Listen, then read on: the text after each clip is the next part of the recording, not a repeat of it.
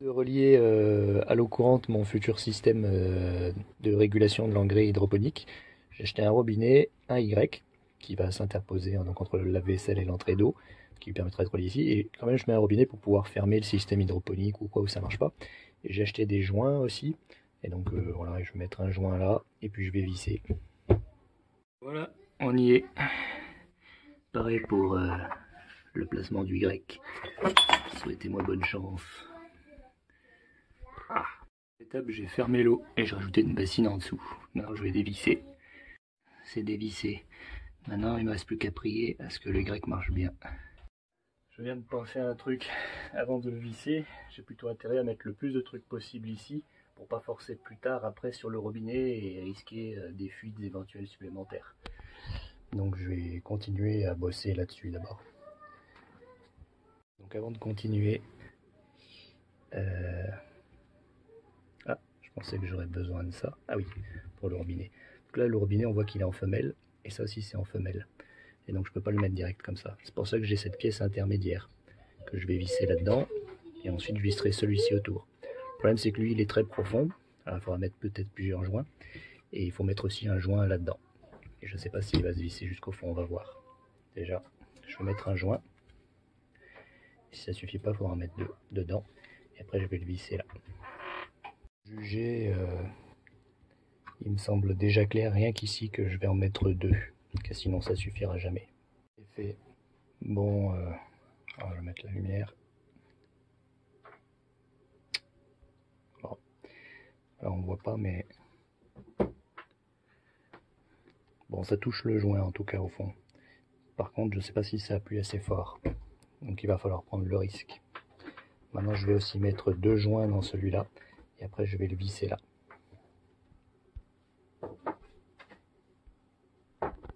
J'ai décidé d'en mettre trois dans chacun pour vraiment être sûr. Bon, à l'état final, j'ai fini par mettre 4 joints de ce côté et 3 joints de celui-ci, tellement que c'était profond et inadapté. Voilà, maintenant je vais pouvoir le visser et prier. J'ai commencé par fermer le robinet. Maintenant je vais le visser ici et revisser le lave-vaisselle sur l'autre côté là. Il paraît plus judicieux de d'abord relier le lave-vaisselle sur le Y et ensuite tout à la fin mettre le Y. Là c'est fait. Maintenant relier le Y au robinet. En vérité, je vais ouvrir l'eau et je vais voir si ça fuit.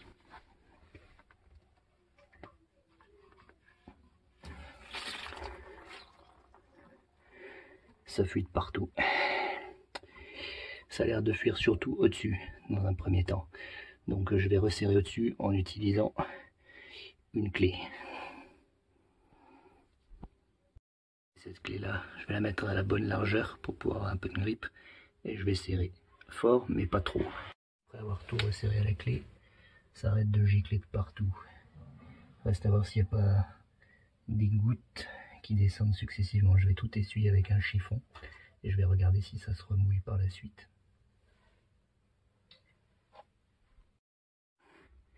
Pour le moment, c'est plutôt encourageant. Seulement, l'étanchéité n'a été vérifiée que sur le Y.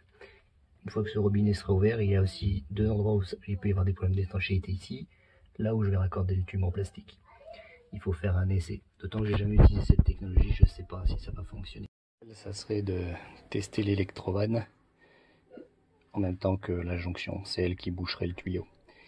Le truc, c'est que si je teste et que ça marche pas, je ne sais pas si je pourrais enlever le tuyau, si c'est démontable après. Donc je vais prendre le risque de sacrifier cette électrovanne pour le savoir. Je viens de prendre un morceau de tuyau, tel que celui que j'ai prévu d'utiliser, qui va me servir pour tester. Je vais le rentrer dans ce creux et je vais voir si ça se démonte après. Il semble bien enfoncé et n'a pas du tout l'air d'être fait pour ressortir. Je vais essayer d'enlever le petit clip bleu et appuyer pour voir si ça ressort, comme dans le mécanisme des imprimantes 3D. Le clip bleu, en appuyant ensuite sur le truc blanc, on peut effectivement démonter le tube noir. Donc on est bon, je vais pouvoir tester sur le terrain. Je vais remettre le tube noir dedans et après je vais aller le relier sous le lavabo. Voilà, j'ai mon petit bloc que j'ai assemblé et maintenant je vais le relier là. Après j'ouvrirai l'eau pour voir si ça fuit. Voilà, je suis prêt pour le test. Attention, on va bientôt savoir.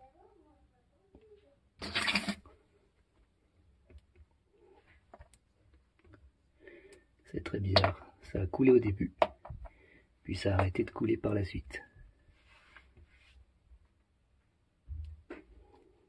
Je vais essuyer et je vais voir si ça continue à couler.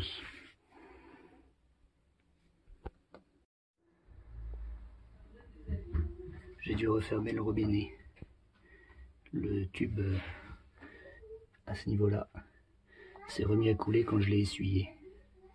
Il semblerait que ce genre de système soit très fragile et qu'en fonction de l'angle du tuyau, il puisse se remettre rapidement à fuir. Par contre ici, il ne semble y avoir aucun problème. J'avoue que je ne comprends pas, peut-être que je m'y suis mal pris, si je l'ai mal clipsé, je pourrais le couper, le sortir et essayer de le remettre. Bon, après l'avoir enlevé et remis, c'est devenu pire encore. Maintenant, non seulement ça fuit ici, mais en plus l'eau sort quand même par là. Je vais essayer de le brancher de l'autre côté, on sait jamais. L'électrovanne ne fonctionne absolument plus du tout. Je ne l'explique pas, je ne sais pas pourquoi. En tout cas, la jonction ici, elle ne semble pas fuir. Par contre, à ce niveau-là, elle fuit et l'électrovanne ne marche pas. Il faut que j'essaye de comprendre pourquoi. Peut-être que quelque chose est cassé dedans, peut-être qu'il faut mettre de l'électricité, je sais pas du tout. Les théories que j'ai pourquoi ça marche pas, d'abord c'est que j'ai pas dû le mettre dans le bon sens. Là on voyait une petite flèche ici. Je sais pas si on voit bien. Ouais, là on la voit. Et ensuite, je pense que peut-être que comme je l'ai branché dans le mauvais sens une fois, de l'eau a dû s'infiltrer à un endroit où il fallait pas, qui empêche le clapet de se refermer. Donc je vais le sécher, le vider de toute son eau et je resserrai après.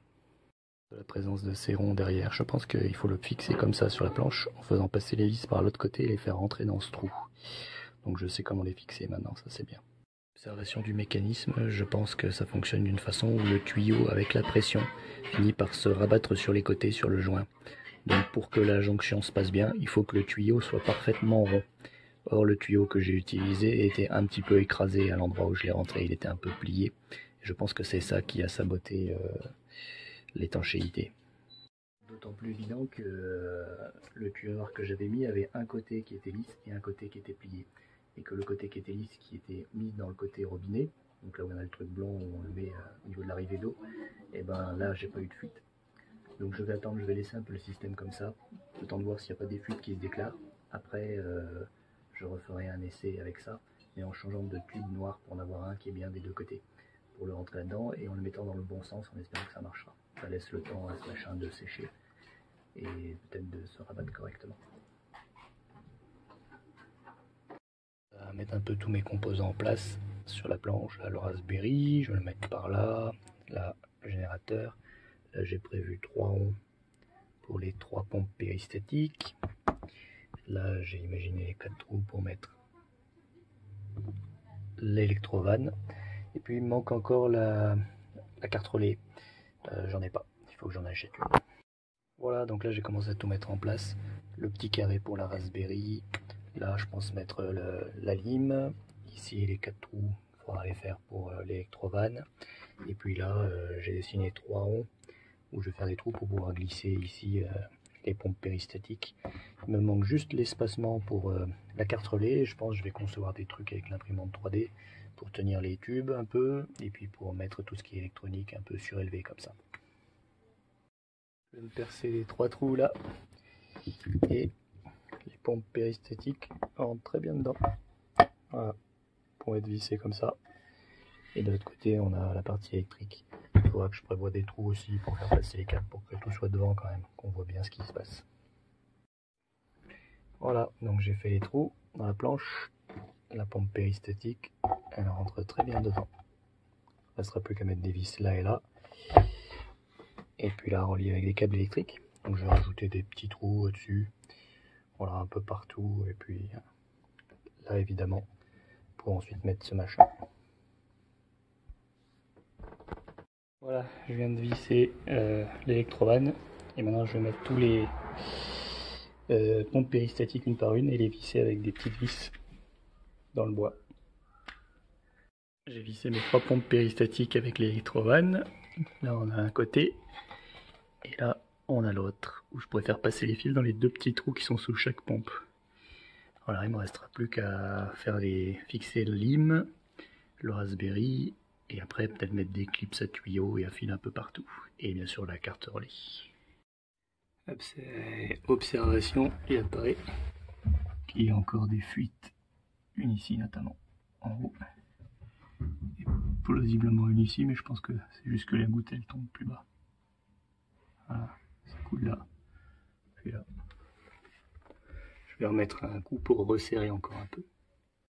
Bon, même après avoir resserré, ça fuit toujours. Je suis contraint d'abandonner, le Y n'est pas assez étanche, je vais remettre comme c'était avant.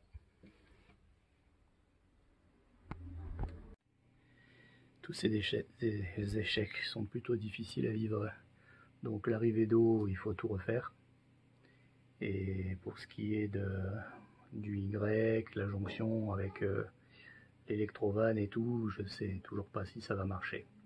Donc c'est plutôt mitigé. Malheureusement la plomberie, de mon expérience, c'est toujours plus ou moins comme ça. Il faudra que je réessaye. Il apparaît que les tubes qui fuient, c'est parce que j'avais pas le bon tube. J'ai utilisé des tubes d'arrosage qui avaient à peu près la même taille, qui étaient du 4-7 mm, alors qu'en fait c'est des raccords qui ont à la base ont été conçus pour des raccords pneumatiques, et donc qui doivent aller avec des tubes normalement faits pour le pneumatique, non des tubes, donc des tubes rigides. Donc j'ai racheté des tubes rigides et à la taille exacte, donc 1/4 de pouce.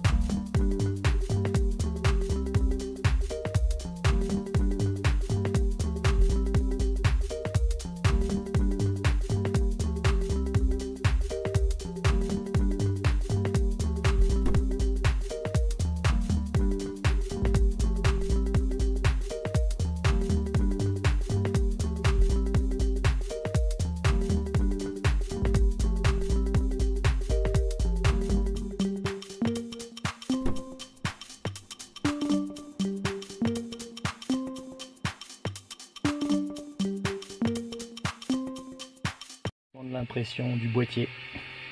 Ça se passe bien, quoique un peu rugueux, je trouve, sur la face avant. Peut-être qu'il est un peu déréglé avec le temps. Le travail se poursuit. Pour le moment, tout va bien. Ça y est, je l'ai. La pièce qui va remplacer le Y blanc là, qui fuit tout le temps. J'espère que j'aurai plus de chance avec le métal. Tada, ça y est, je l'ai. La pièce qui va remplacer le Y blanc qui fuit. J'espère que j'aurai plus de chance avec une pièce en métal. En plus, elle contient des robinets. Donc j'ai plus besoin de faire tout un bordel là où je rajoute un robinet après. Je vais pouvoir brancher directement mon tuyau ici. Voilà, attaquer au ciseau. Bon, c'est bavuré à l'arrache. Maintenant, on va mettre le composant dedans.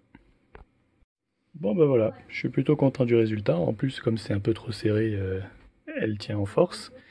La seule chose, c'est que bon là, les ports USB ça va, mais là, le port HDMI, j'ai l'impression que ça risque de manquer un peu d'espace pour entrer la prise. Puis j'agrandirai en grattant un peu avec le cutter. Là on a bien l'espace pour mettre la carte mémoire. Et là le petit truc qui dépasse. Et les deux vis. Autre petit regret, j'ai laissé vide au fond. Rétrospectivement, en réfléchissant un peu, peut-être que j'aurais dû mettre un petit fond au moins. Ne serait-ce que pour que l'eau ait plus de mal à rejoindre la carte électronique s'il y a une fuite d'eau là par en haut et que le bois s'imprègne. Bon, voilà, je vais la visser sur la planche. Et voilà le travail. La carte électronique est fixée sur la planche d'ensemble, dans son boîtier. J'ai mis les ports GPIO vers le haut, comme ça j'aurai plus qu'à la relier à la carte relais que je mettrai juste là. Quand je l'aurai reçue par la poste, parce que je l'ai pas encore. Il faudra que je lui fasse un boîtier aussi pour la fixer. Et là il faut que je mette la lime, j'ai pas encore trouvé comment la fixer. J'ai par miracle retrouvé ces petites vis et je pense qu'elles ne sont pas trop grosses pour les trous ici. Donc je fonde un bon espoir pour pouvoir fixer enfin mon alim sur la planche. Je viens de rajouter la lime. J'ai pu la visser, c'était un peu difficile mais ça s'est bien passé. Il ne me reste plus que la carte relais à mettre ici, dès que je l'aurai reçue et après avoir imprimé son boîtier. Après il faudra faire le câblage et prier, parce que c'est la première fois que j'utilise des pompes péristatiques. Donc voilà, j'espère que j'aurai de la chance.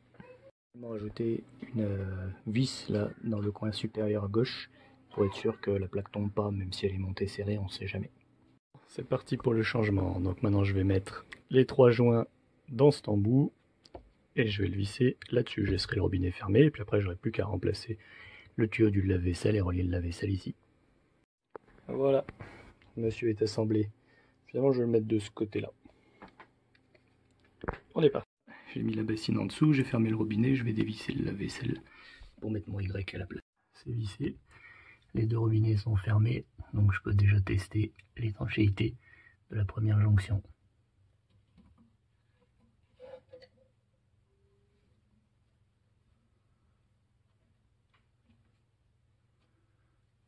Ah, là j'ai un peu d'eau. Je sais pas si ça veut dire qu'il y a une fuite. C'était peut-être de l'eau qui était déjà là. Ah, je peux pas serrer plus. Maintenant je vais relier le lave-vaisselle à ce côté-là.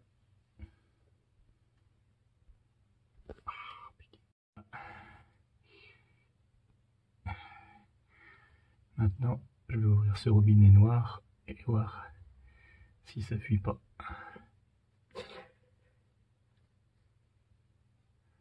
Pour le moment, je vois pas de fuite particulière. Il y a un petit peu d'eau, mais il y en avait déjà. Donc maintenant, tout ce que j'ai à faire, c'est attendre un peu, voir s'il y a de l'eau qui va couler. Voilà, j'ai reçu ma bouteille d'oligo-éléments pour plantes. Donc j'ai dosé et j'en ai mis 6 ml à l'intérieur, c'est vraiment pas beaucoup. On n'est pas sur la même échelle, donc il va me falloir un nouveau type de pipette. J'ai hâte de voir si les effets sont probants. Bon, voilà, j'ai reçu les tuyaux que j'avais commandés, ceux qui sont adaptés au type de jonction. C'était même un module tout complet avec tout plein de types de jonctions. Donc il ne me reste plus qu'à couper le tuyau, il y a même un machin spécial pour les couper, et à le faire passer donc de l'assemblage que j'ai fait jusqu'à dehors au bidon. Voilà, je viens de le relier, ça a un peu fait bouger le Y, j'espère que ça va pas entraîner des nouvelles fuites. Il faut que je bouche l'autre côté avant d'ouvrir l'eau pour voir si ça fuit ici. Voilà, pour boucher l'autre côté, je vais utiliser un simple robinet. Voilà, j'ai prévu un peu de mou, j'ai plus qu'à couper avec cette espèce de bidule. Ça marche assez bien, je dois dire.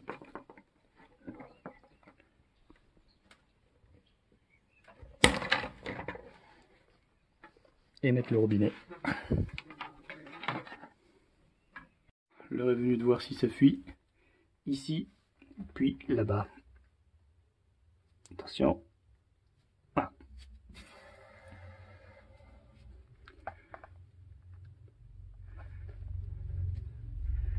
Pour le moment, pas de fuite observable ici. Il faut que j'aille voir là-bas. Au moins, j'entends plus l'eau circuler, donc a priori, c'est bon signe.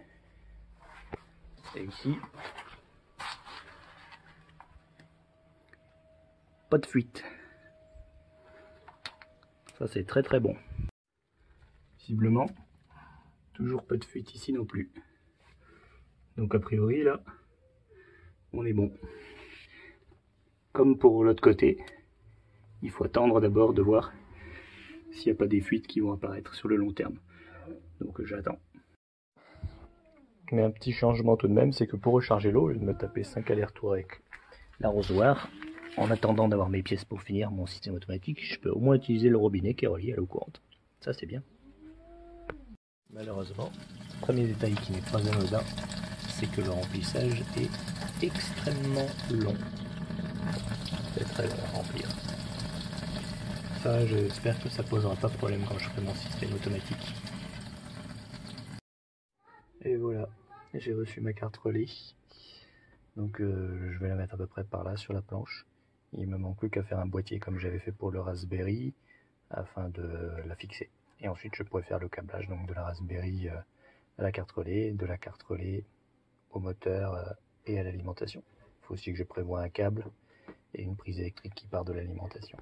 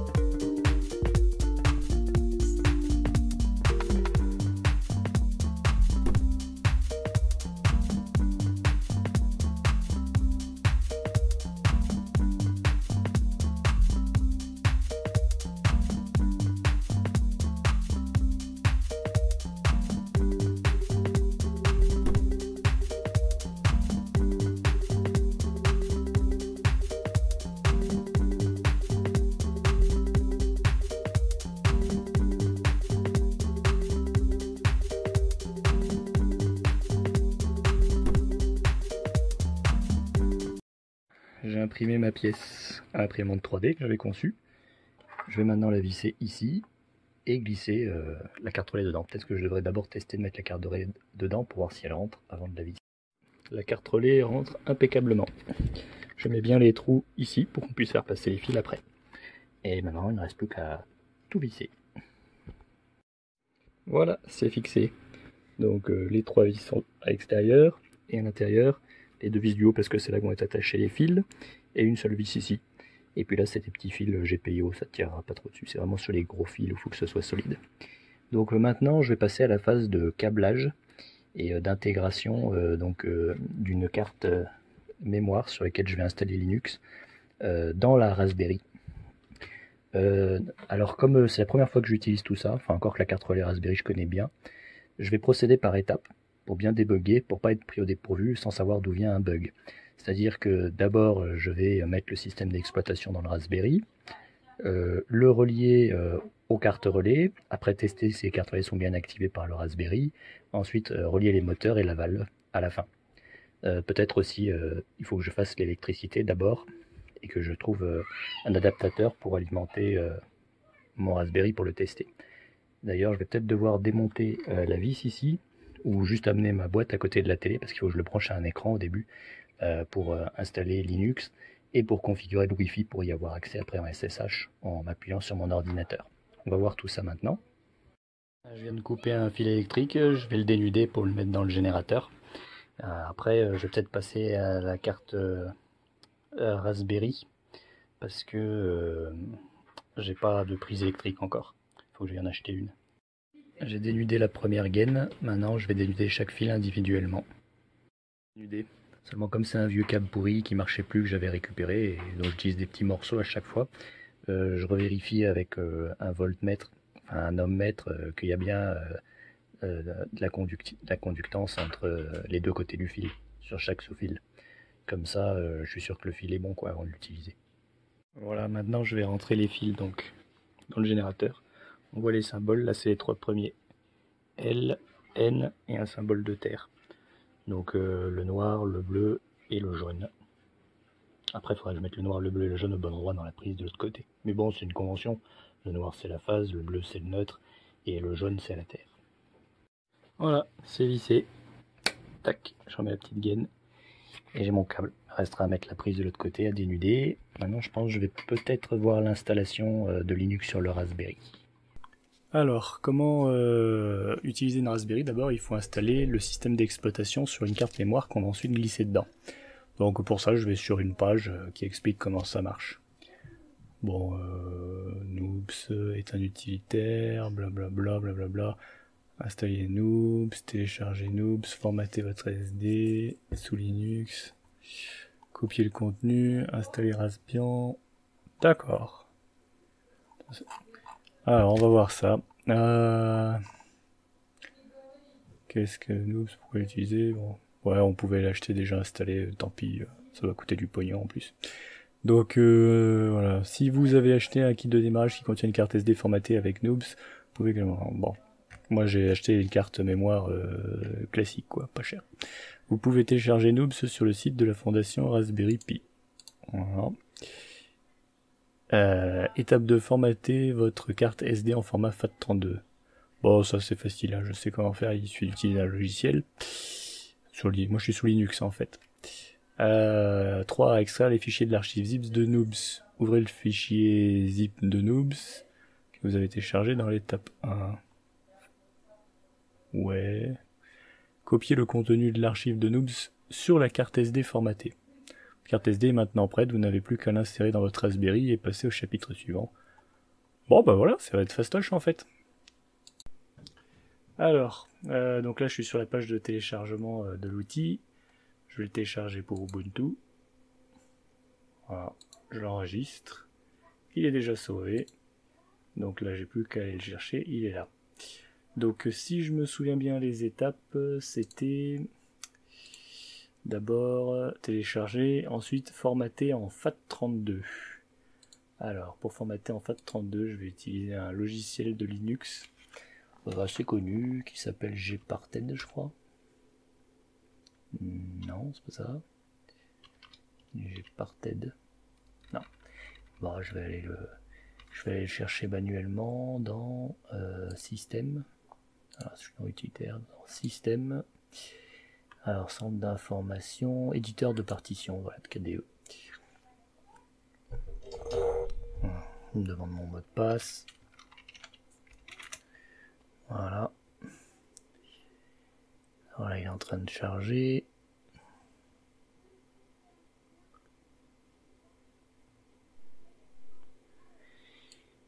Voilà, il est là.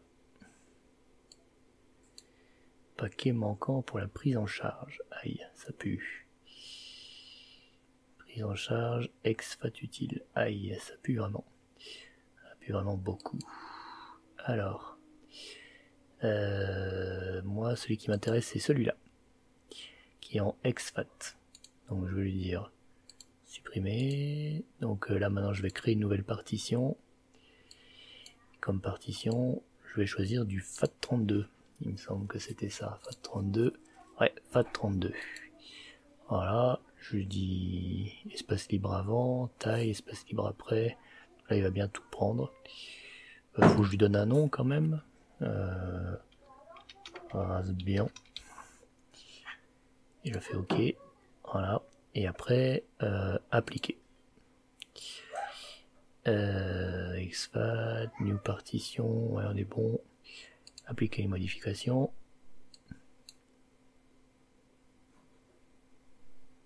Alors là, faut bien faire gaffe de ne pas reformater son disque dur d'ordinateur par inadvertance. On est bon.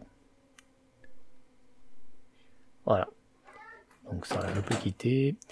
Je vais le charger. Il est là. Ouvrir dans un nouvel onglet.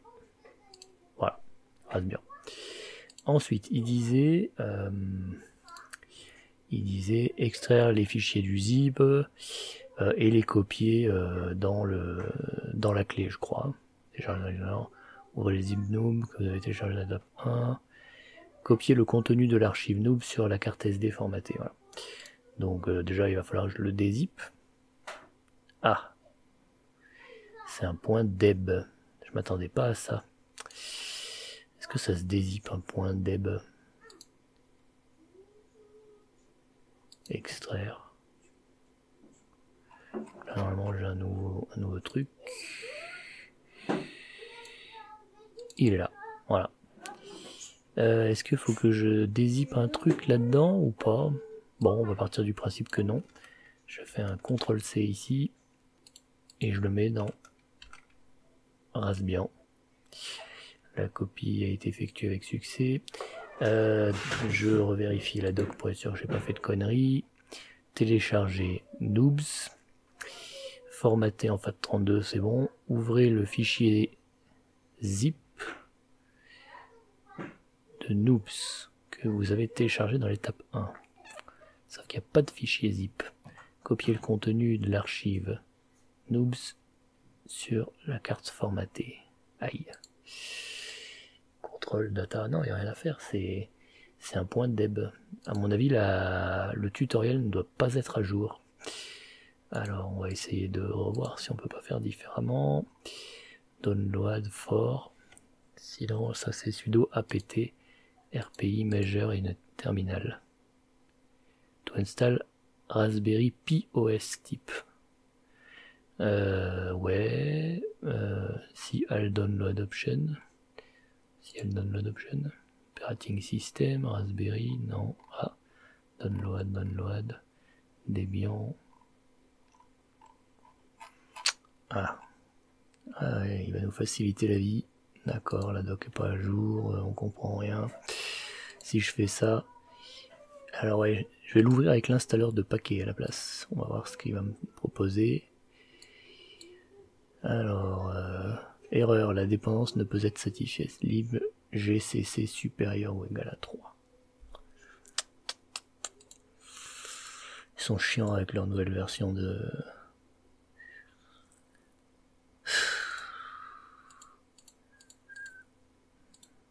Alors, on va faire noobs raspberry zip. Noobs Raspberry, livraison gratuite, installing Raspbian with noobs. Ok, là c'est en anglais, ça sera peut-être plus à jour. Noobs install raspberry.org download. Noobs download zip. Ok, allez, on est parti. Install. Ah et non, c'est toujours la même saloperie.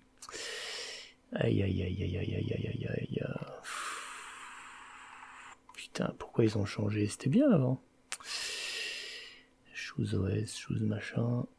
Watch 45 secondes de vidéo. Et si j'essaie ça dans un terminal? Tac. Console.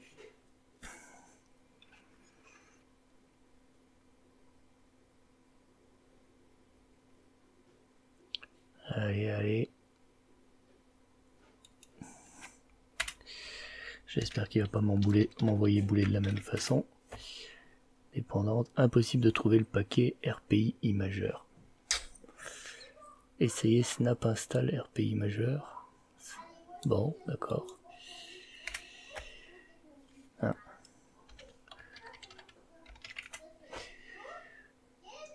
Téléchargement du paquet snap RPI majeur à partir du canal stable. D'accord. Quand même, c'était mieux un point zip. C'est dommage qu'ils aient changé, parce que là, ils nous compliquent la vie. Puis je vois pas l'intérêt de sortir sans arrêt des nouvelles versions de langage C ou C++. C'est pas intelligent de faire ça. Logique commerciale. J'aurais dû garder l'ancienne version, je l'aurais réutilisée. D'ailleurs, je me demande bien si elle doit pas traîner quelque part. Mon PC. J'essaierai après si j'y arrive pas. Définir les profils de sécurité, connexion, network, security profile, auto connection. Ouais, j'espère qu'il va pas lui donner trop de droits et faire n'importe quoi.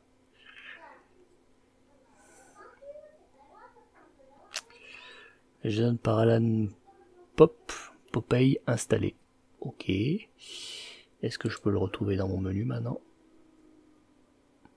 Allez. Oh, ça va. Donc c'est RPI. Ah, il est là. Imager. Ça m'ennuie quand même qu'il ait besoin de tout un logiciel et tout. Bon. Et ouais, mais si ça se trouve, il va juste me proposer d'installer le Raspberry sur mon PC et pas sur la truc USB. Bon, on va voir s'il s'ouvre. Sinon, il faut que je continue à chercher un Raspberry Zip. Noobs Setup.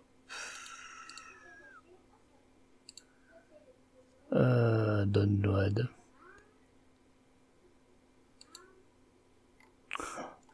Putain, ils pourraient mettre leur doc à jour quand même. Manually install an operating system image. Download. Buster. Ubuntu. Et TLXLox. nous propose plus de noob. Librelec.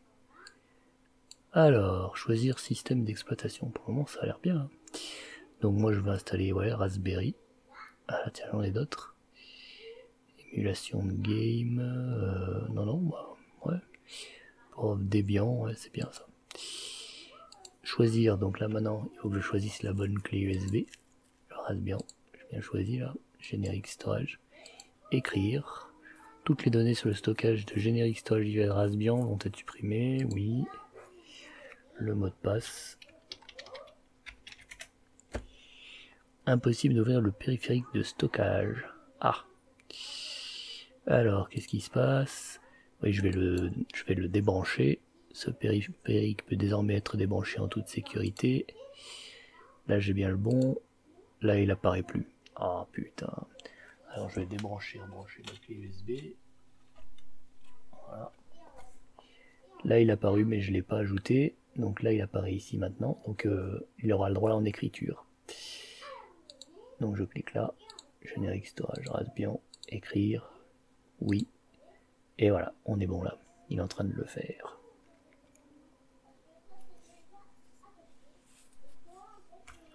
Ouais, c'est un peu long. Donc, je vous propose de voir à la fin ou d'accélérer la vidéo. Je remets la vidéo à la fin.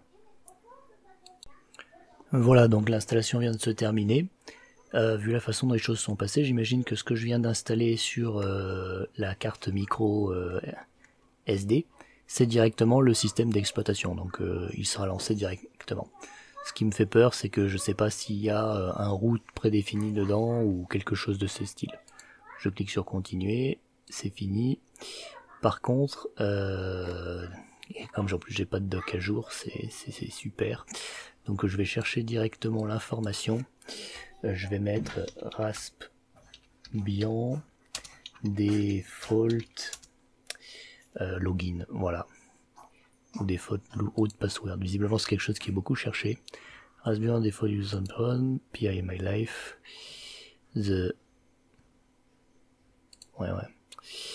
the username and password for Raspbian are critical aspect, without them, not able, do anything, blablabla. Putain, pourquoi est-ce qu'il cause complètement là tout le temps? Voilà. Username by default of Raspbian is P, default password is Raspberry. Donc je vais le noter sur un post-it. Donc là, tel que c'est installé, c'est Pi et Raspberry. Donc login 2.pi passe 2.raspberry. J'avoue que j'aime pas trop ça parce que si je l'avais installé moi-même, comme ça le faisait l'ancienne version, on peut choisir un autre login et un autre password de route. Ce qui est quand même vachement mieux d'un point de vue sécurité, que là il va falloir le redéfinir pour que ce soit pas le même classique sur tous. Ah tiens ouais, changing the password, c'est bien ça. You must first open up terminal station. You can change the password by running the following command. Ok, très simple. Donc il faut écrire passwd pour changer le password. Passwd, changer password. Word. Et alors est-ce que je pourrais changer par exemple le nom du PC, parce que je préférerais qu'il s'appelle pas le nom de la machine. Ce serait intéressant de changer le nom de la machine, parce que j'en ai plusieurs moi des Raspberry. La Raspberry change device name.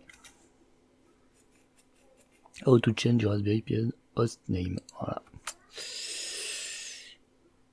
Agree. Alors, Raspberry system hostname. Ok, faut aller dans les configs tout simplement. Voilà, donc maintenant on va passer à la suite. La première ouverture du Raspberry donc sur un écran, donc moi je vais le brancher à ma télé.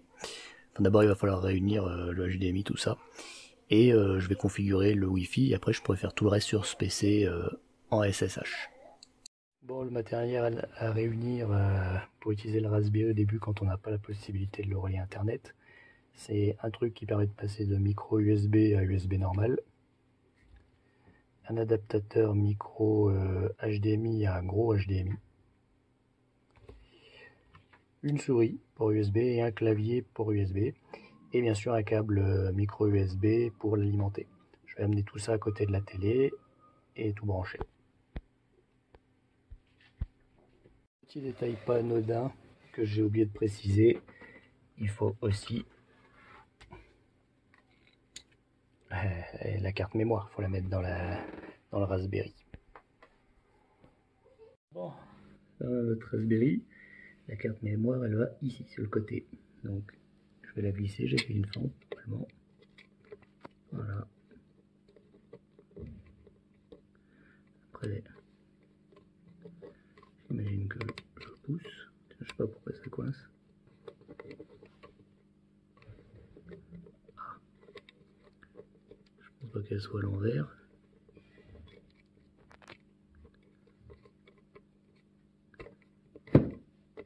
Ouais, c'est peut-être mon boîtier qui dérange un peu l'insertion. Il faudrait un petit objet pour pousser. C'est bon, elle est bien rentrée jusqu'au bout. Alors, ensuite, il va falloir câbler donc l'USB. Donc ici en bas, on a deux ports USB. Donc je vais déjà glisser un qui transforme comme ça.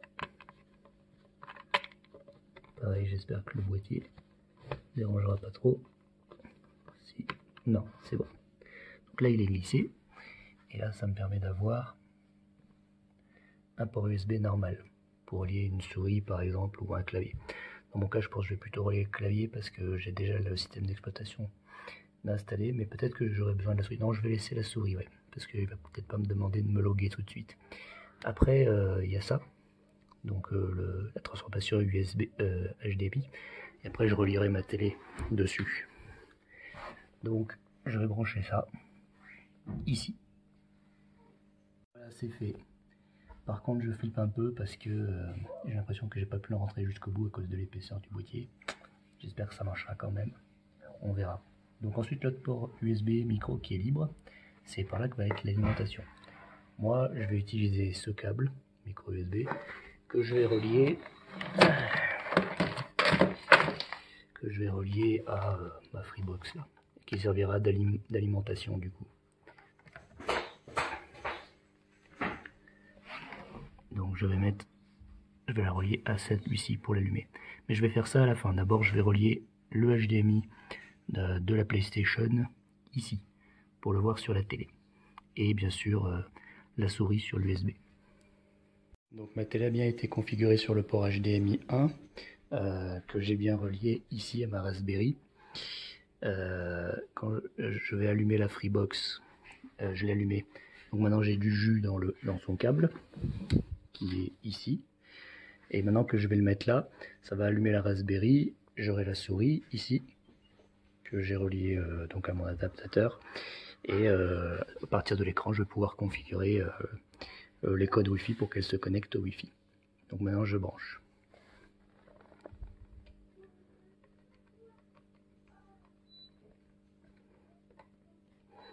Voilà, une petite LED s'est allumée. Et là, on a l'écran du Raspberry sur la télé.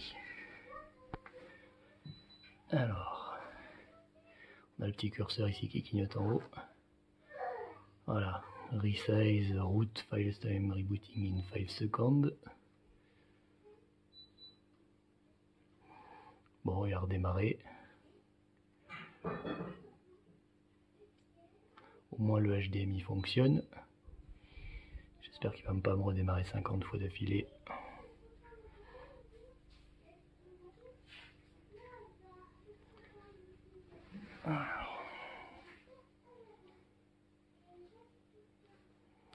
Voilà, welcome to the Raspberry Pi Desktop.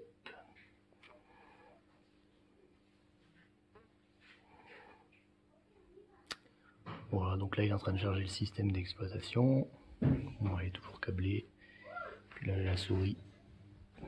Alors je peux pas brancher à la fois le clavier et la souris parce qu'il n'y a que deux ports mini USB. Il y en a un qui est utilisé pour l'alimentation. Donc c'est soit le clavier soit la souris. À moins de mettre un hub peut-être. J'ai pas trop envie d'essayer sur des composants comme ça. Ouais, je sais pas ce qu'il m'a fait, il m'a redémarré une nouvelle fois. Alors ça arrive parfois quand il n'y a pas assez de jus. Il est possible que la Freebox elle ne fournisse pas assez d'électricité au Raspberry. Si ça se prolonge, je devrais le brancher sur autre chose de plus puissant. Voilà. Donc là je croise les doigts, j'attends de voir. Sinon il va falloir que je trouve une alim USB, un peu balèze quoi. Ou alors peut-être je pourrais me brancher l'USB sur la PlayStation et allumer la PlayStation. Elle doit avoir plus de patates. Étant donné qu'elle sert à recharger les manettes. Que l'USB de la Freebox, ça sert seulement à mettre des clés USB, donc ça doit pas avoir d'énergie normalement. Bon, là je pense que ça a redémarré. Non. Si je nouveau l'écran, je change.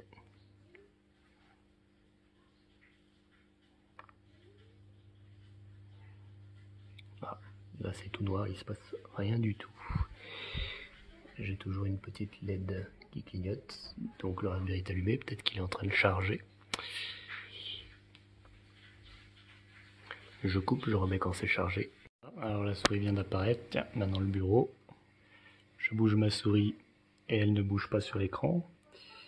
Donc a priori, soit la souris est pétée, soit elle a pas assez d'électricité, je sais pas. Je sais pas pourquoi elle marche pas. Je vais essayer de voir au niveau de la connectique. Si je la débranche par exemple, que je la rebranche, peut-être qu'elle va marcher après. Voilà. Et elle ne marche. Ah, ça y est, elle marche. Voilà. Alors, welcome to Raspberry. There are a few things to set up. Go next. Ok. Country. France.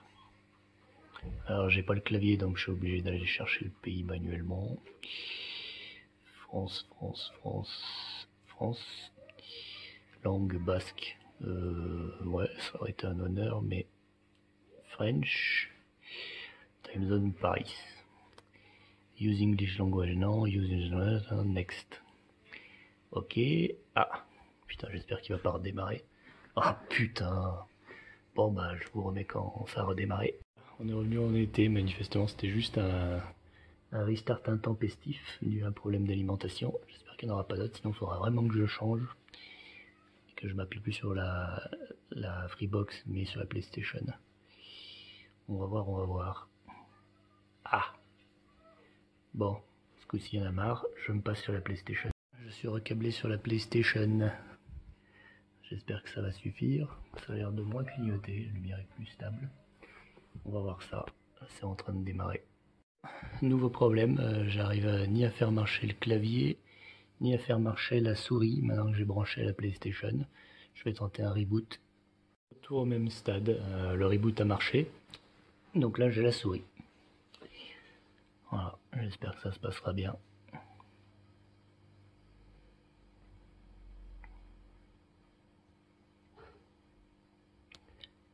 Là ça a l'air de tenir avec la nouvelle lime. Je vais un peu bouger la manette de la PlayStation pour pas qu'elle se mette en veille.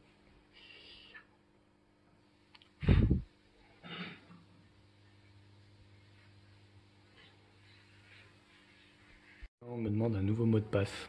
Donc je vais commencer par sélectionner la première zone et ensuite je vais débrancher la souris de façon à brancher le clavier.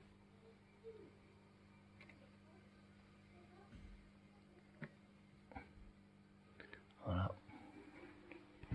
Et je vais pouvoir entrer un nouveau mot de passe.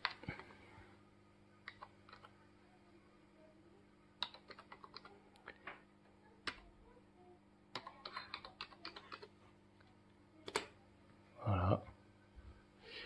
As the also fills the entire screen, sticks the button on the screen back to order, blablabla. Ça on s'en fout. Setting, searching for network. Voilà. Il va me chercher donc les Wi-Fi. Voilà, il a trouvé mon Wi-Fi. Alors comment est-ce que je peux le sélectionner avec le clavier? Voilà. Tac. Si je fais entrer. Et maintenant il faut mettre le password. Ah non, je suis pas dans la bonne vignette, voilà.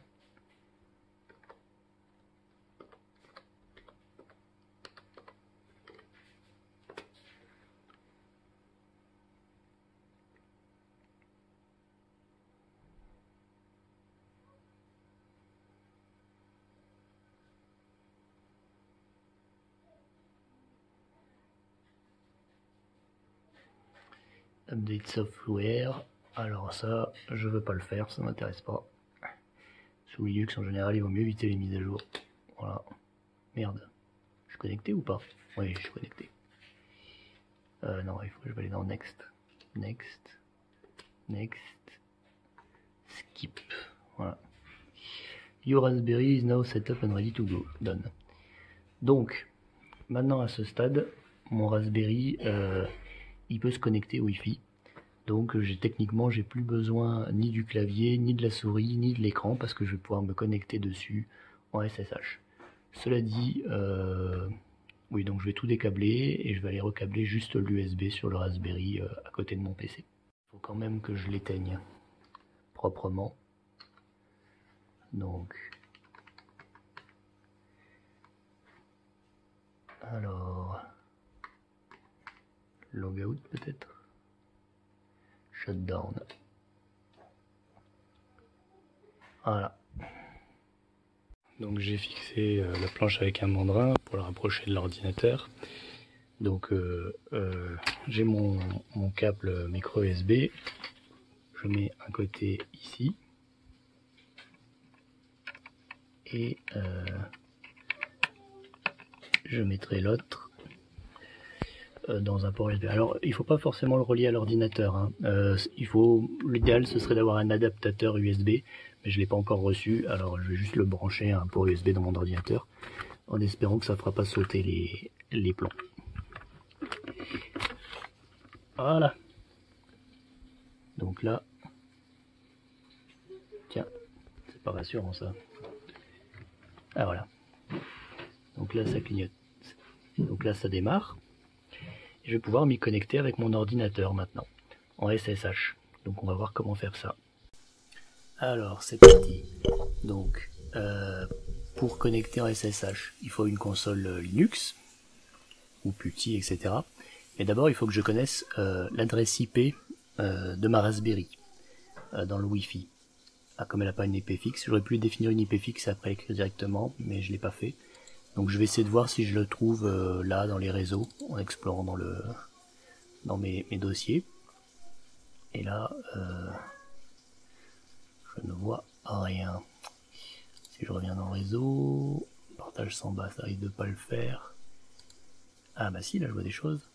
Freebox Player, Freebox Server, et je vois pas donc ma carte. Et merde.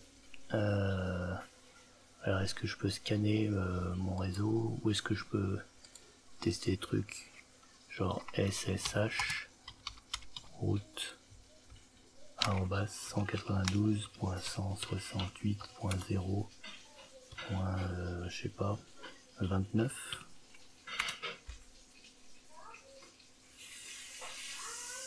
Non, trop facile. Alors il faut que je cherche une solution. Là j'ai pas d'idée pour le moment pour essayer de trouver son IP, en admettant qu'il se soit bien reconnecté au Wi-Fi comme on peut l'espérer. Alors j'ai réussi à me connecter donc à ma Freebox, et je pense que dessus je dois pouvoir voir les périphériques réseau. Donc voilà, là j'en ai plein.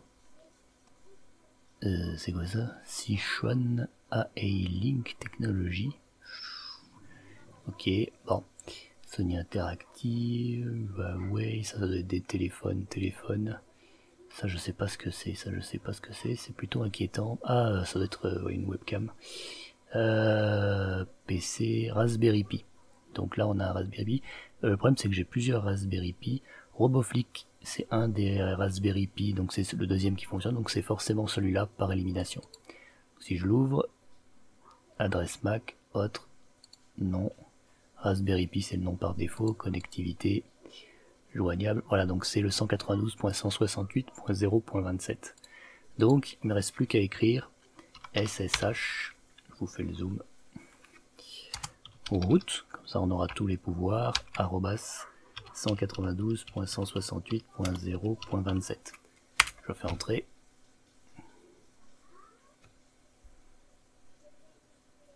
Ah merde, j'ai dû oublier d'activer le host SSH sur le Raspberry, ce qui veut dire que je vais devoir tout rebrancher à la télé et activer ou installer un serveur SSH d'abord sur la carte. Visiblement il n'y est pas de base. Alors visiblement pour avoir le SSH sur son Raspberry, il faut l'activer. Donc pour l'activer, il faut installer un truc qui s'appelle sudo raspberry config, aller chercher l'option et l'activer. Ah, il semble y avoir un autre moyen. Deuxième solution pour activer le SSH, vous n'avez pas de clavier ni d'écran relié à votre Raspberry Pi et vous voulez le gérer entièrement à distance. Pas de panique, la fondation a prévu une solution. Il va vous suffire de créer un fichier sur la carte SD du Raspberry et il activera automatiquement le SSH au prochain démarrage. Insérez donc la carte SD de votre Pi dans votre PC, rendez-vous dans la partition boot, qui est d'ailleurs la seule accessible depuis Windows. Ah, ceci fait, créer un fichier nommé SSH dans la partition boot de la carte. Pas d'extension, pas de contenu, juste un fichier vide nommé SSH. Retirer la carte du PC. D'accord, donc on va faire ça plutôt. D'abord il faut que je récupère ma carte SSD, ce qui va être dur vu la présence du boîtier. J'ai dit difficile, je voulais dire impossible en fait. Donc il faut que je rebranche sur la télé. Donc on est reparti. Alors, d'abord il faut ouvrir un terminal. Ah, il se passe rien. Peut-être que mon clavier n'est pas détecté. Le clavier ni la souris ne remarchent, même après un redémarrage. Je vais donc tenter d'inverser le branchement des ports micro USB pour voir si ça va permettre quelque chose. Ce coup-ci la souris marche. Je sais pas si ça va suffire, mais au moins je vais pouvoir ouvrir la console. Donc qui doit être d'ailleurs où ça, dans accessoires, LXT terminal. Voilà. Alors, une fois qu'elle sera ouverte, je vais débrancher la souris et brancher le clavier en priant. Donc je débranche la souris. Et je branche le clavier. Et maintenant j'espère que ça va me permettre d'écrire. Ça a l'air de marcher. Donc, selon la doc, il faut écrire sudo raspi config. Voilà, là j'ai des options système. Moi ce que je veux c'est... Alors j'ai système options, configure, performance, langage advanced, tools, etc. Donc je vais aller dans système options. Système options wireless, audio, password, hostname, power LED, splash screen, network, boot. Donc c'est pas là. Donc je vais faire back. Tiens d'ailleurs je me demande comment. Voilà. Back. Interface option peut-être. Voilà. P2 SSH. Entrée. Would you like the SSH server to be enabled? Oui. Là il rame, il fait ses trucs. Ah. Voilà. The SSH server is enabled. Voilà. Il ne reste plus qu'à faire finish et shut down.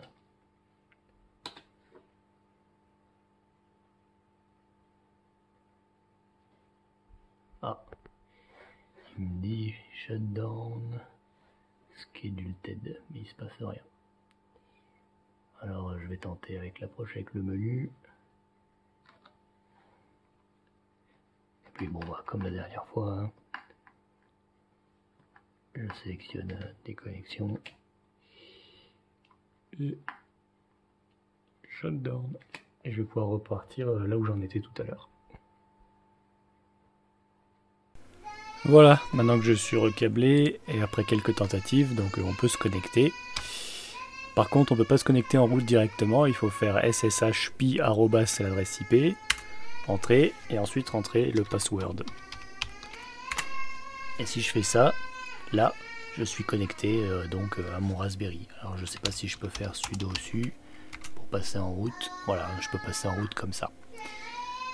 Donc maintenant je vais m'arrêter avec la mise en place du Raspberry. Le Raspberry on peut le contrôler, donc on pourra faire nos essais à partir de ça, en utilisant des lignes de commande pour activer les ports GPIO, on va en rediscuter. Donc là, la prochaine étape, ça va être donc de faire finir la prise électrique pour pouvoir relier la lime à l'électricité et câbler un peu tout pour commander les relais avec les lignes de commande que l'on a là et voir si ça allume les moteurs ou pas. En gros, pour la suite, donc le câblage du Raspberry sur la carte relais, c'est très simple. Alors, je sais pas si on voit bien ici, là,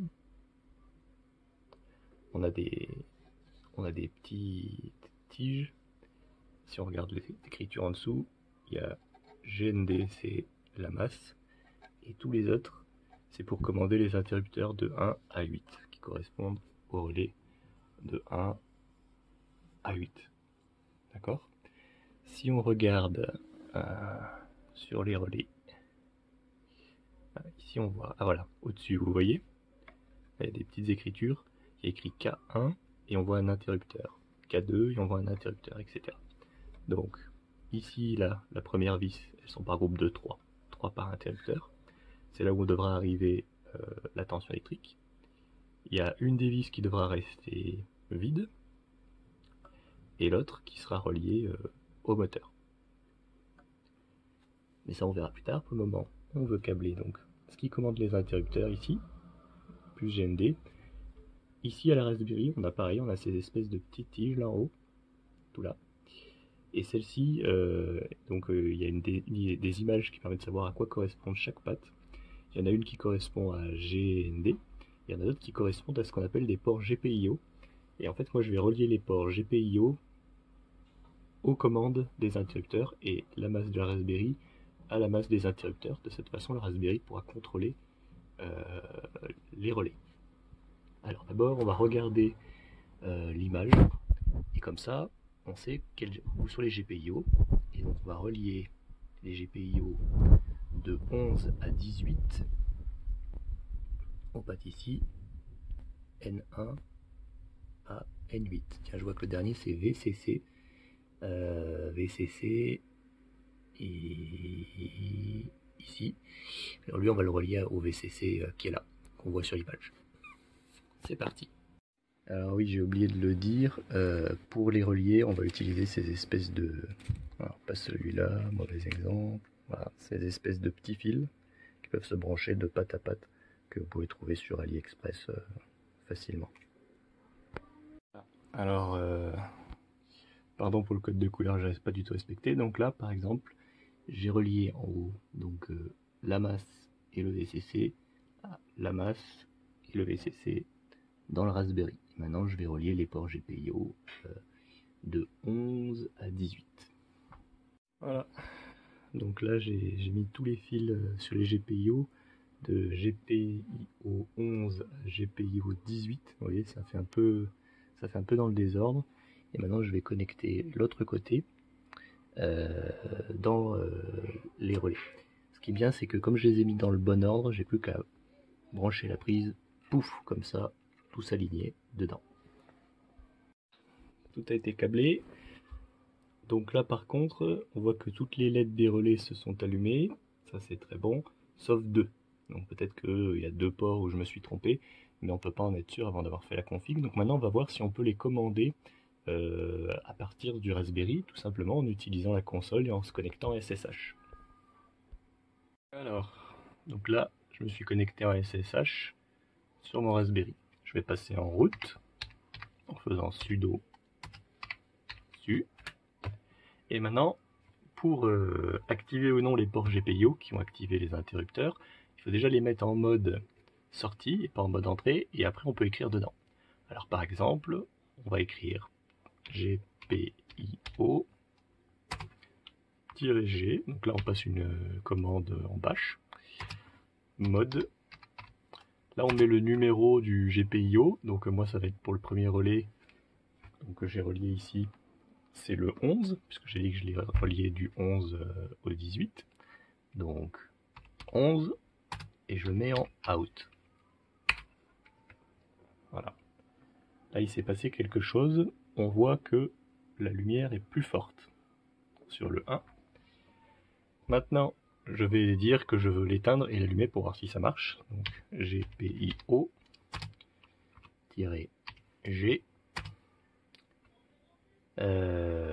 Après il faut écrire write.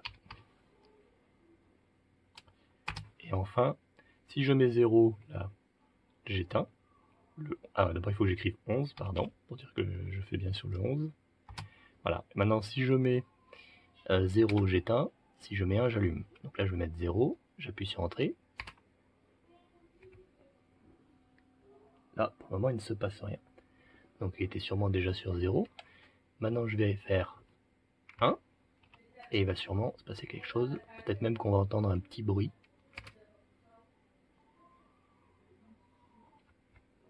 Pas de petit bruit. Par contre, la LED s'est éteinte. Donc, de la même façon, maintenant, je vais tester tous les ports que j'ai reliés, du GPIO 11 jusqu'au GPIO 18, pour vérifier qu'on peut allumer et éteindre les LED pour chacun de ces ports. Je les ai tous mis en mode out, j'ai tous écrit un 1 dedans, les LED s'étaient tous allumés et là elles se sont toutes éteintes. Donc, a priori, le contrôle par le Raspberry marche. Donc ça c'est bon. Souvent c'est comme ça l'informatique, au début c'est dur à installer et après ça marche aux petits oignons. Qu'est-ce que je voulais dire? Par contre, on n'a toujours pas vérifié si les relais ils faisaient bien interrupteur ou non quand les LED elles s'allumaient, elles s'éteignaient. Donc ça on va savoir ça plus tard. Avant de tester ça, déjà de toute façon il faut mettre la prise et ensuite peut-être que je vais réfléchir parce que les moteurs faut peut-être pas les relier directement comme ça à la lime et au relais. Il y a des bobines dedans, ça pourrait faire des arcs électriques. Peut-être qu'il faut prévoir une diode anti-retour ou un petit condensateur dessus. Je vais faire des recherches là-dessus. Je peux voir sur des montages Arduino en regardant plusieurs. En général, soit on utilise un driver, mais soit on met une diode. La diode est toujours là. Il semblait qu'il y avait un condensateur pour lisser un peu les appels de courant. Après, j'imagine que brancher à une alim, on s'en fout. Mais la diode a l'air d'être quand même un indispensable, quoi. Donc il me faut des diodes aux bornes de chacun de mes moteurs. Voilà, alors en prévision de la suite, j'ai relié tous les pôles moins des moteurs entre eux. Et j'ai relié ces moins à un fil que j'ai fait passer de l'autre côté. Que je vais relier aussi au pôle moins de cette partie-là. Et puis à l'alimentation. Ils seront tous reliés au moins et le contrôle par le relais sera par le plus. Voilà, alors maintenant j'ai relié cette borne-là de l'électrovan au fil qui dépassait qui relie à tous les pôles moins des moteurs. Voilà, alors j'ai relié au relais numéro 1 un fil rouge qui passe de l'autre côté pour être relié au plus du premier moteur. Je vais faire la même chose avec le deuxième et le troisième moteur que je vais relier donc le plus au deuxième et au troisième relais. Voilà, les troisièmes pattes de chaque relais sont reliées aux 3 pôles plus de chaque moteur. Je vais relier maintenant l'électrovan au 4e relais. Voilà, l'électrovan elles seront plus reliées à la 3e piste du 4e relais.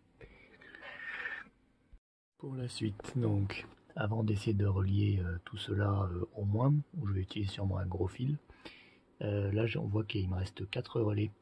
Justement ça tombe bien, il y en a un qui va devoir être relié à une pompe à air pour faire le mélange, un qui pourrait éventuellement être relié à la pompe électrique qui envoie l'eau dans les tuyaux à partir du bidon, et on pourrait en avoir encore 2 autres qui pourraient servir à remplir d'autres bidons à hydroponie à partir de celui qui est régulé, ce qui me permettrait de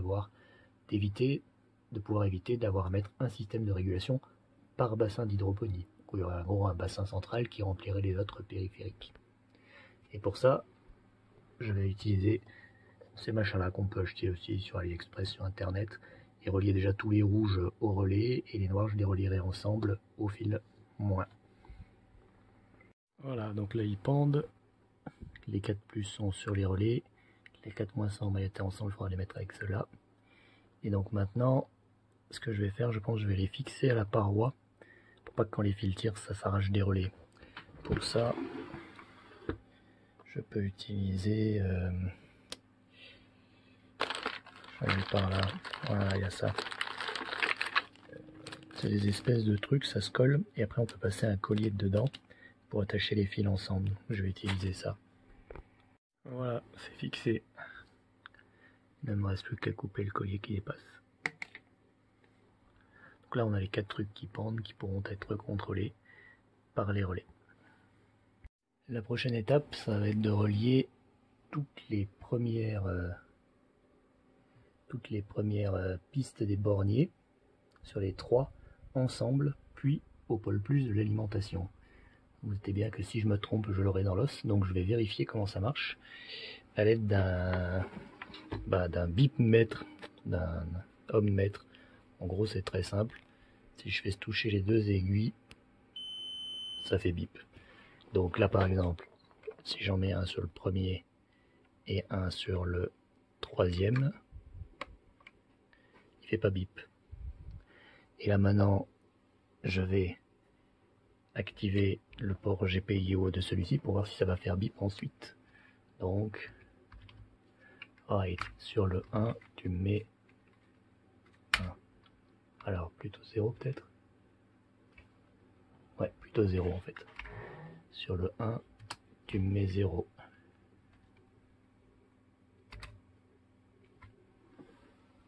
Et il ne se passe rien. Ah. Oh oh oh. Qu'est-ce qui se passe? Ça marchait avant? Ah oui, c'est parce que c'est pas 1, c'est 11. C'est vrai. 1, 0. Voilà. Là, on a une petite lumière rouge qui s'est allumée, donc il s'est passé quelque chose. Et maintenant, je vais regarder si le premier et le troisième sont ensemble.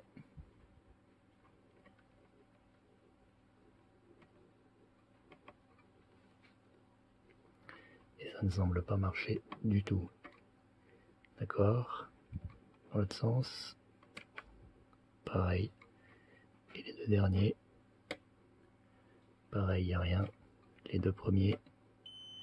Les 2 premiers, il y a contact. D'accord. Et si je mets 0, si à la place de 0, je mets 1. Donc là, la lumière s'éteint. Est-ce qu'il y a contact entre les 2 derniers?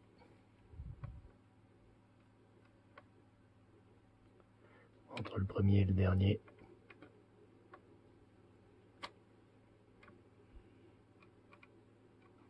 Entre les 2 premiers.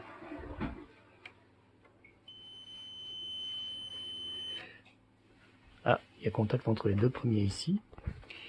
Mais il y avait contact aussi quand j'étais sur 1. Ça, c'est vraiment pas bon. Alors, les 2 premiers, là, il y a bien contact. Et si je me mets en mode 0, voilà, là on voit bien la petite LED allumée, les 2 premiers, il y a toujours contact,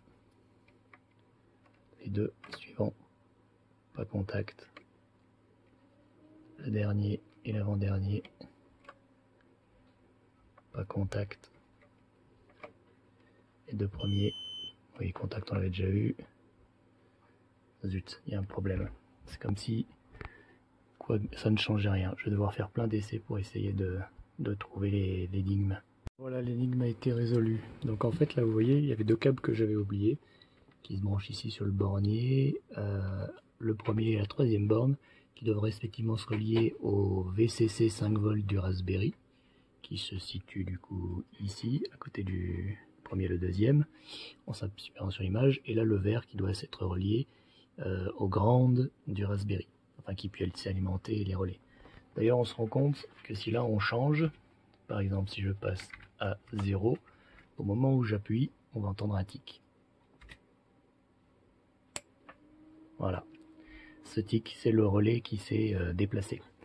Donc, si là je prends entre le troisième et le deuxième, ça bip. Et entre le premier et le deuxième, ça ne bip plus. Si maintenant je rechange et que je me mets sur 1, on a de nouveau eu le petit tic. Et maintenant, si je me mets entre le deuxième et le troisième, ça ne bip plus. Et si je me mets entre le premier et le deuxième, ça bip. Donc, quand il est sur 1, il relie le deuxième au premier, et quand il est sur 0, il relie le deuxième au troisième. Donc, il faut que je mette tous les plus sur le deuxième à chaque fois, que je les relie tous entre eux et que je les relie au plus, puisque j'ai placé mes câbles sur le troisième. Voilà, j'ai ce morceau de fil trop gros et je vais l'utiliser pour relier les moins de la lime et les autres moins ensemble. Du coup, je pense qu'il est temps de commencer à faire des soudures et étamer un peu toutes les parties cuivrées apparentes. Et puis ensuite, je placerai tous les pôles plus. En fait, non, je ne vais pas étamer encore les parties apparentes parce que avant de faire cela, il faut que j'ai les diodes pour les placer entre les pôles pour tout souder ensemble. Donc je vais directement commencer à faire des cavaliers là qui relient tous les ports, toutes les deuxièmes voies entre elles, puis qui relient au plus à la fin. Voilà, j'ai fabriqué mon premier cavalier. Il ressemble à ça. C'est un fil de cuivre petit fil de cuivre dénudé des deux côtés et plié des deux côtés. J'ai pris un fil de cuivre assez rigide et j'ai fait en sorte que l'écart entre les deux cuivres corresponde exactement à l'écart ici. Donc je vais pouvoir les rentrer dedans et les visser successivement. Mais maintenant que j'en ai un qui marche, il faut que j'en coupe plusieurs sur ce gabarit que j'ai eu du mal à me faire à la bonne taille. Ce que je vais faire maintenant. Voilà, j'ai tous mes cavaliers, maintenant il ne me reste plus qu'à les mettre dans les borniers.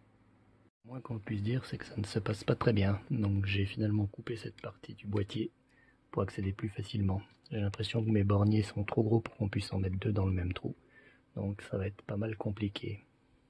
Voilà, je suis parvenu à tous les glisser, donc là on voit un par un, voilà, tous les seconds. J'avais dévissé les bornets après et à la fin un fil qui part comme ça et que je vais relier au plus. Donc maintenant je vais serrer toutes les vis et après relier à l'alimentation. Voilà, c'est tout câblé. Donc j'ai bien relié le plus au plus de la lime. Le moins est là, il reste à souder à tous ces bric-à-brac de fils qui sont tous les moins reliés. Là on a ça qui reste libre pour les monter des trucs qui sont contrôlés, qui sont fixés avec le collier et le machin, les cavaliers. Donc en fait moi j'attends les diodes, je fais toutes les soudures et après bah, je teste, je commence à calibrer les pompes péristatiques et je vais coder ensuite le programme qui gérera tout. Voilà, j'ai reçu les LED, donc je vais pouvoir les mettre derrière les moteurs. J'ai des fils mais là maintenant j'en ai plus besoin parce que j'ai déjà tout câblé. Donc j'accroche les LED, les DEL pardon, et ensuite je soude tout. Pour les rentrer je suis obligé de les plier comme ça. Ah, et encore il y a de l'ajustement à faire.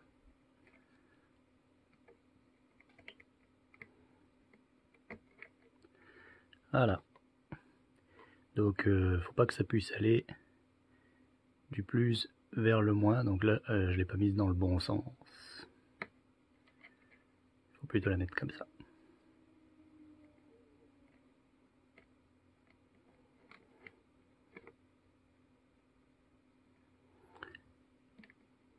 Voilà. Donc voilà, il faut que le trait là, il soit sur le plus. Pour pas qu'on ait de court-circuit. Voilà, c'est installé. Maintenant, la soudure. Voilà. C'est tout étamé. Donc soudé ici, ici. Dans le bornier, j'ai pas tout démonté pour étamer un par un. J'espère que ça posera pas trop de problèmes. Il y a les grosses soudures partout ici aussi. Je vais pouvoir commencer les tests. Alors, d'abord, je vais essayer d'activer la pompe péristatique, donc le GPIO 11.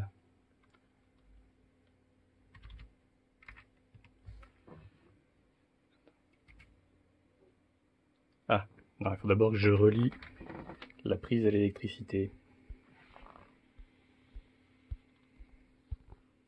Bon, je viens de brancher la prise, ça n'a pas explosé.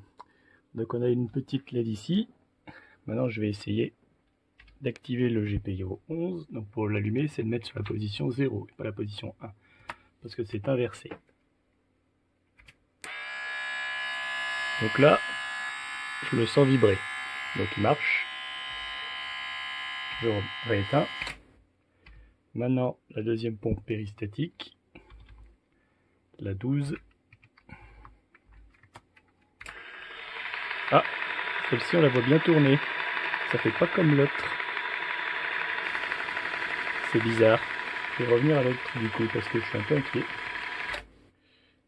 On va réactiver la première parce qu'elle faisait pas du tout le même bruit.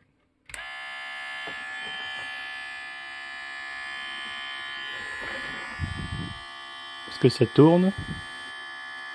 Oui, ça a l'air de tourner. Je vais éteindre pour voir.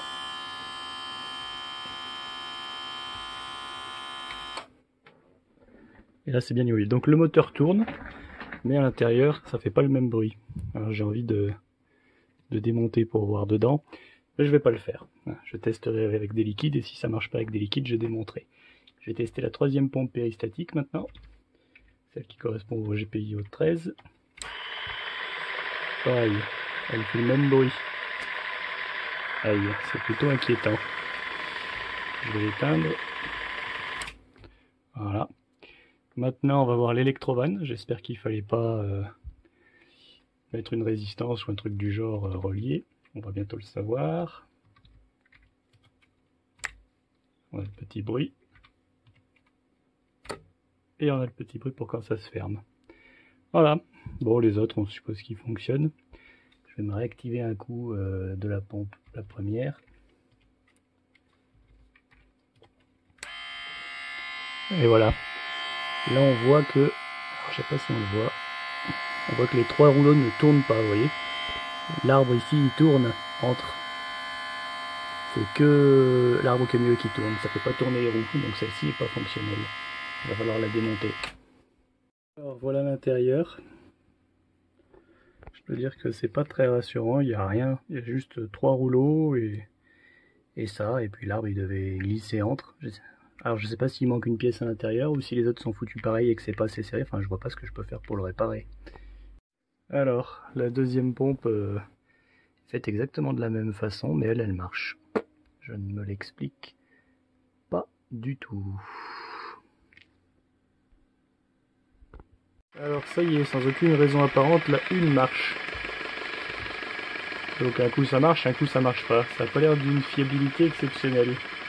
Si je l'éteins et que je la rallume, elle remarche.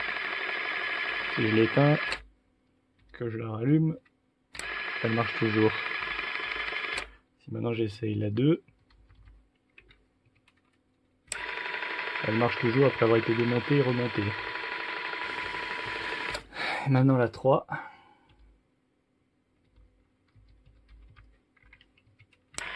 Marche.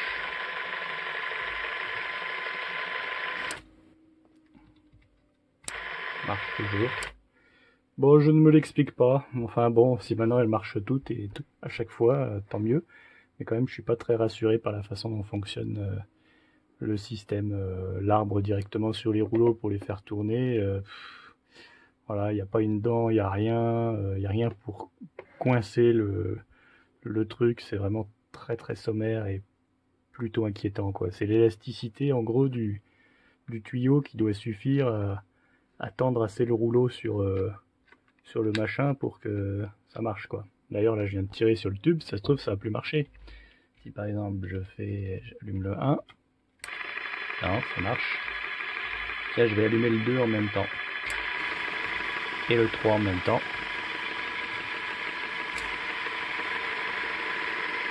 Voilà. Maintenant je vais les éteindre.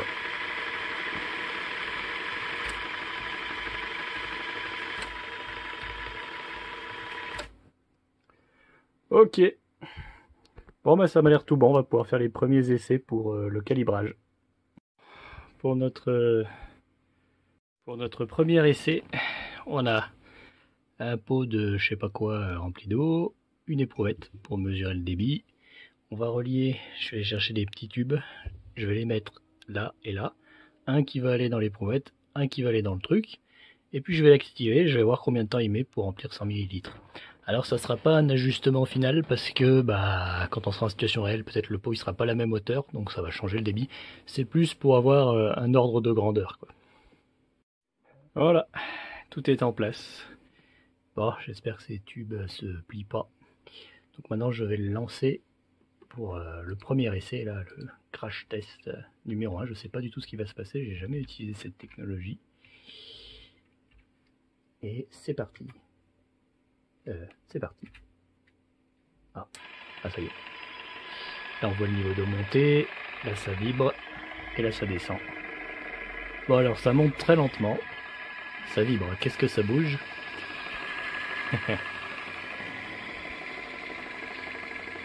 Le débit monte très lentement, donc ça c'est ce que j'espérais en fait. Pour ça j'avais pris un peu la taille de tuyau la plus petite, en me disant que comme ça le débit serait lent, et donc ce serait plus facile à ajuster.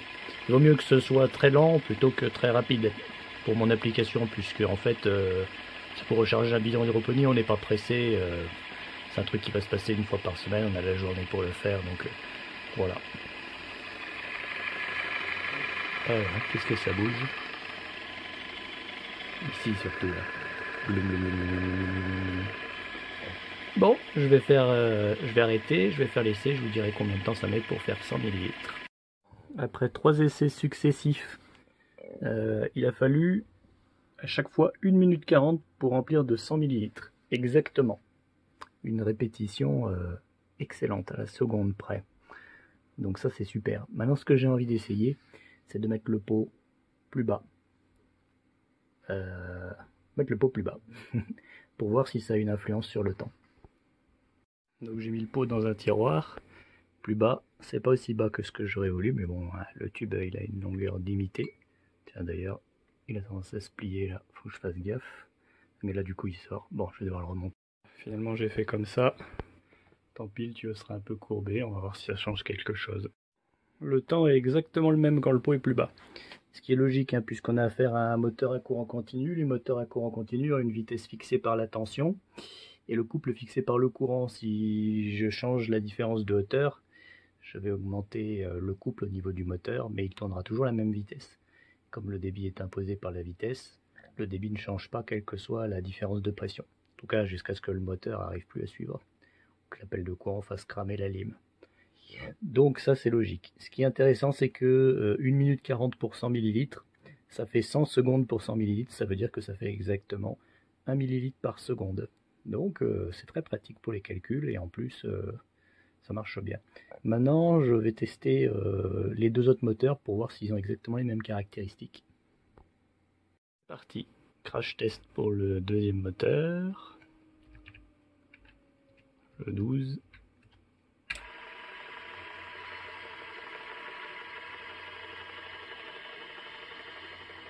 Voilà, les choses ont l'air de se passer de la même façon, donc je vais faire les mêmes essais maintenant. 1 minute 46 pour le deuxième. Donc a priori, il est un tout petit peu plus long, 6% d'erreur. Donc voilà, j'imagine qu'ils devraient être tous à peu près égaux à 5-6% près. Ok, donc maintenant il va y avoir de la programmation, mais d'abord je pense qu'il va falloir apprendre à jouer avec ceci, les flotteurs. Bon voilà, donc c'est fini pour cette première partie. Dans la deuxième partie, il va falloir installer le système donc sur place à côté du bidon, installer les flotteurs, les connecter à la Raspberry, et coder les programmes qui vont permettre de contrôler le système. Voilà. Sinon, je pense faire quelque chose de plus parce que j'ai mis les pompes, tout ce qui concerne l'eau, au même endroit que l'électronique, et donc s'il y a une fuite, l'eau va tomber sur l'électronique. Donc je pense mettre toutes les pompes Electroban de l'autre côté de la planche, c'est-à-dire les retourner. Comme ça, on aura tout ce qui concerne l'eau d'un côté de la planche et tout ce qui concerne l'électricité de l'autre côté de la planche. Je pense que ça peut m'éviter des problèmes et des regrets par la suite. Donc voilà la suite du montage dans la prochaine vidéo. Je pense que 2 parties, ça suffira, tant qu'elles sont grandes.